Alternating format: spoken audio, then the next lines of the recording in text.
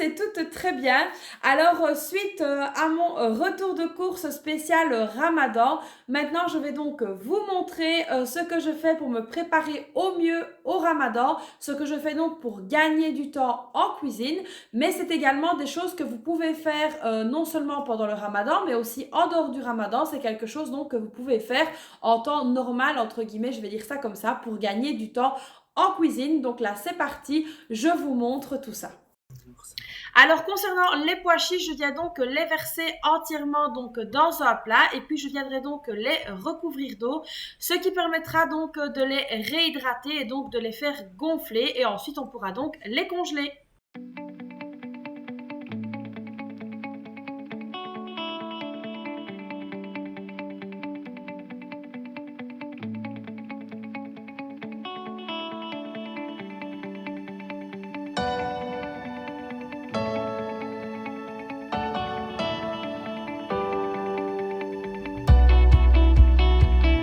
Donc là c'est parti pour la viande. Alors les tranches comme ceci d'épaule d'agneau, je vais donc les garder entières.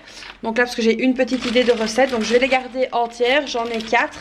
C'est suffisant donc pour un repas donc pour nous 4. Et donc ici je vais donc les mettre dans un sachet zippé et direction le congélateur. Ici j'ai pris donc les sachets zippés de chez Ikea, mais j'ai également des sachets congélation tout à fait normaux. Donc ici voilà les morceaux de carbonade donc que j'ai acheté, enfin le morceau. Donc voilà, ici on a détaillé donc la viande. Alors ici on a donc fait des plus gros morceaux. Donc ça, comme je vous l'ai expliqué, ce sera pour des pâtes ou quelque chose comme ça. Ici il y a donc 6 morceaux. Donc là je vais faire donc 2 sachets.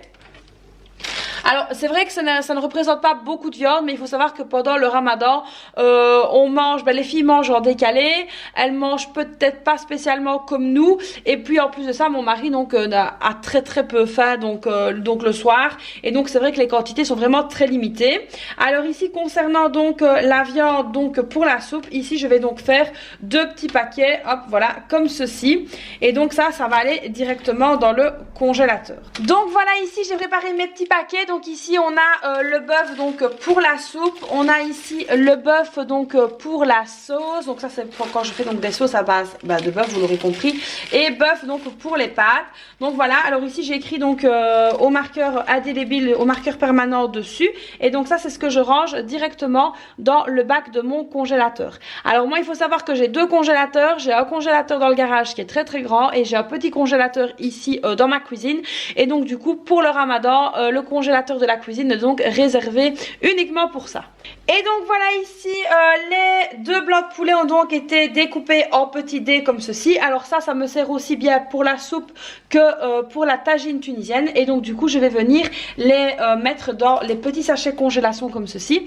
Alors évidemment vous pouvez varier, vous pouvez faire des lamelles, vous pouvez faire voilà un petit peu tout ce que vous voulez, déjà les épicer si vous voulez. Moi personnellement je ne suis pas trop fan au niveau des petits cubes de poulet de déjà les épicer, parce que on ne sait jamais si je vais en faire une tagine ou si je vais en faire de la soupe, donc du coup je préfère les laisser nature. Donc là c'est parti, je vais les dispatcher dans les petits sachets. Et voilà, donc mes petits paquets de dés de poulet donc sont prêts. Donc je les ai donc emballés tous séparément comme ceci. Alors c'est beaucoup plus facile. Alors c'est vrai que pour certains la quantité n'est pas waouh, vous allez vous dire ah, mais elle va crever de faim pendant le Ramadan, mais pas du tout. C'est juste en fait les quantités donc qui nous correspondent à nous pendant le Ramadan. Donc voilà, c'est vrai que parfois on peut avoir envie de manger d'autres choses que spécialement de la soupe ou des dés de poulet. Voilà, je peux faire des plats un peu plus élaborés entre guillemets. Et donc du coup ça c'est vraiment des réserves pour de la soupe, pour des tagines et tout ça. Et c'est vrai que je réduis quand même pas mal les quantités, parce que en règle générale mon mari pendant le Ramadan a plusieurs envies pour le même repas. Donc du coup je préfère faire des petites quantités de beaucoup de choses qu'une grosse quantité qu'au final ça vole à la poubelle.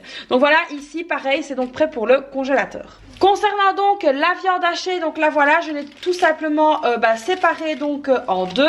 Évidemment ce sera beaucoup plus facile à décongeler parce que je vais donc bien les aplatir pour les mettre dans mon congélateur. Et pour faire des kefta ou par exemple une sauce bolognaise, on n'aura plus qu'à l'épicer une fois qu'elle sera décongelée. Et là je pensais donc déjà l'épicer, mais finalement non, je ferai ça au moment de la décongélation. Et donc voilà, ici les 2 petits paquets donc sont prêts pour rejoindre également le congélateur. Donc voilà, ici par contre ce que je vais déjà faire, c'est que je vais déjà donc mariner les escalopes.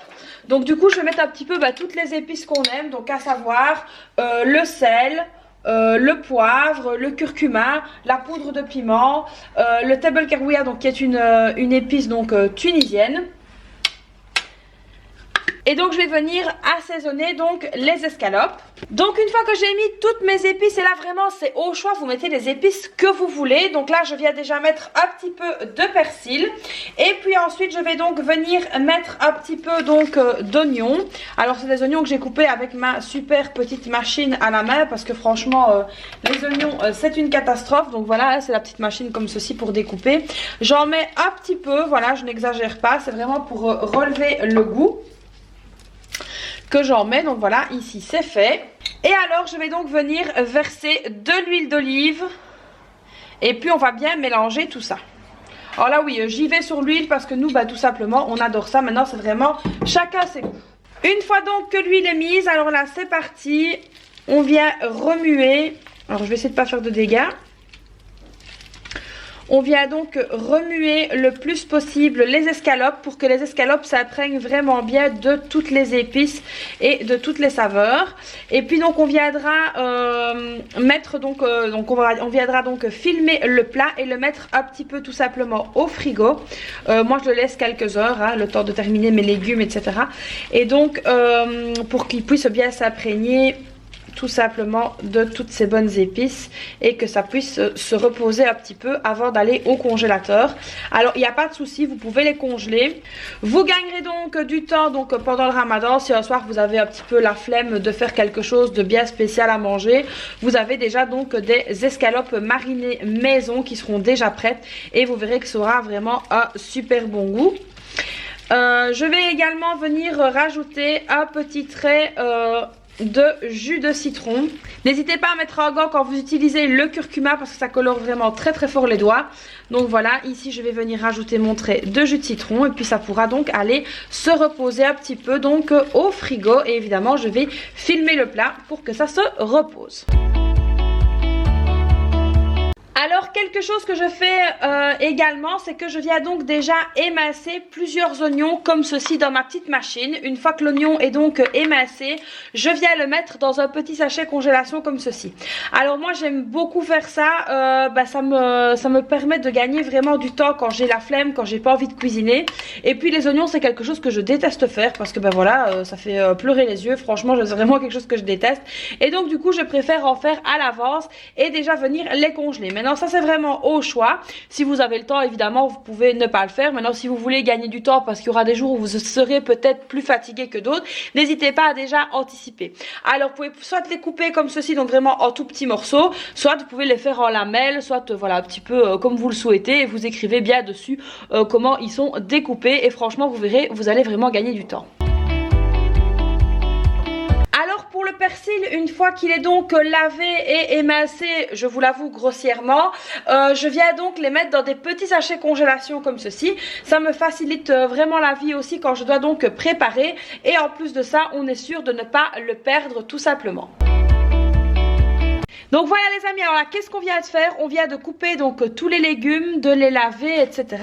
Donc ici on a préparé des sachets pour la soupe, donc avec carottes, oignons, navets et céleri. Donc voilà, une fois que je voudrais donc faire ma soupe pour le ramadan, je n'ai qu'à donc sortir le sachet du congélateur et directement faire suer les légumes dans un petit peu d'huile d'olive. Donc ça c'est vraiment quelque chose de très pratique. Alors ici j'ai donc fait 6 sachets de soupe type que je fais pendant le ramadan. D'ailleurs je vous partagerai la recette parce que ce n'est pas une shorba toute simple, donc c'est vraiment quelque chose que je fais chaque ramadan et quelque chose qu'on aime beaucoup comme soupe. Donc ça je vous partagerai ça dans une vidéo.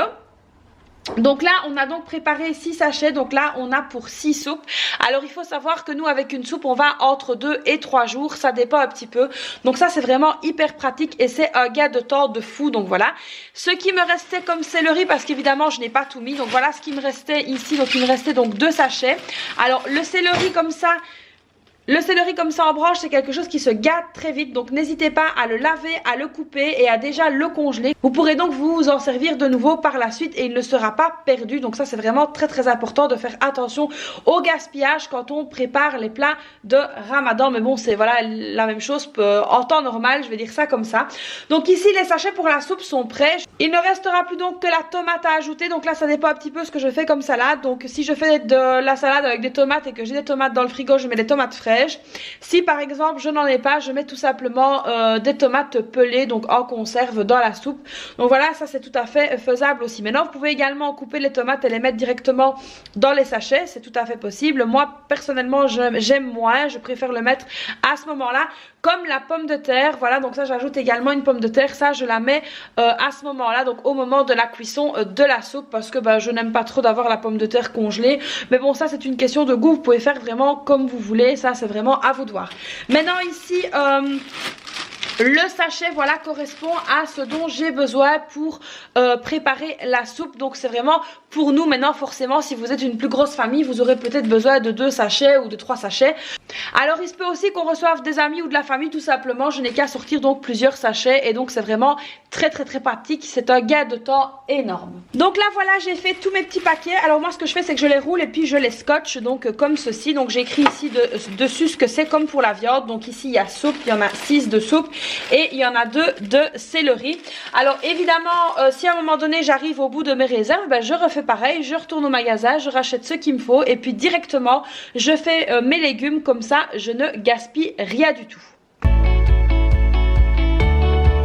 Donc voilà, après quelques heures de marinade, donc le poulet, je suis donc venue le mettre ici également dans un petit sachet comme ceci.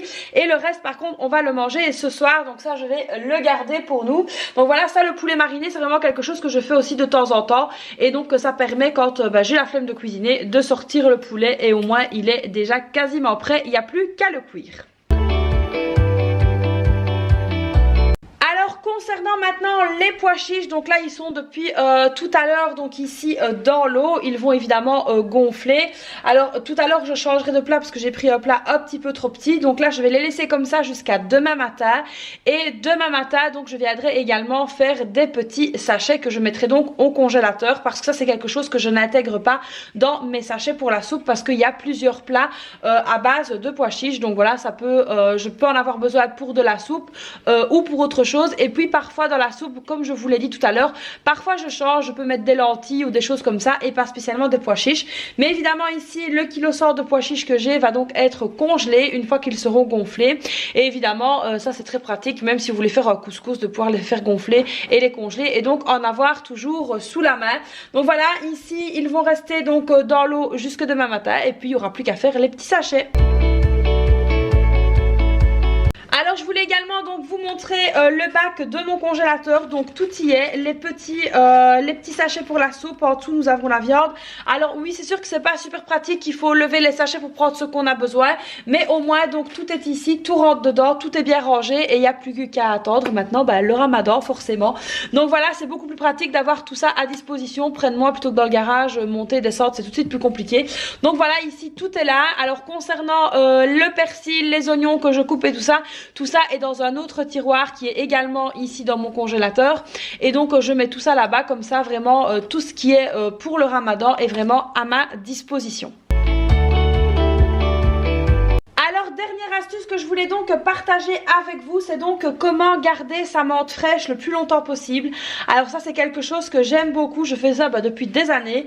Il suffit tout simplement donc de prendre la menthe, de prendre ici un sopalin, vous mettez la menthe dedans et vous la roulez comme ceci. Alors moi je la roule en biais pour qu'elle soit vraiment prise toute au niveau du sopalin. Et une fois qu'elle est faite comme ceci, vous n'avez plus qu'à la mettre dans votre frigo et vous allez voir, elle va vraiment rester fraîche pendant beaucoup plus longtemps que si vous la laissez comme ça dans le frigo. Et ça c'est vraiment une astuce que j'adore, parce qu'on peut vraiment conserver la menthe beaucoup plus longtemps, elle reste fraîche, elle reste bonne. Et là franchement c'est vraiment le top du top. Donc moi je fais ça à chaque fois que j'achète de la menthe. Donc je l'enroule dans du papier comme ça, donc dans du sopalin, et je la mets dans mon frigo, ça permet de la garder plus longtemps. J'espère que cette vidéo donc de préparation vous aura plu, vous aura donné des idées. N'hésitez pas à me dire en commentaire si vous préparez parler d'autres choses, un petit peu comment vous vous organisez ou comment vous vous organisez pour gagner du temps en cuisine. J'aime beaucoup lire vos commentaires, donc n'hésitez pas à me dire tout ça. Alors j'espère donc que cette vidéo vous aura plu. N'hésitez pas à la liker. N'hésitez pas également à vous abonner à ma chaîne et à activer la petite cloche pour ne rater aucune de mes vidéos si ce n'est pas déjà fait. Moi, je vous fais plein de bisous et je vous dis à très vite pour une prochaine vidéo. Bye bye!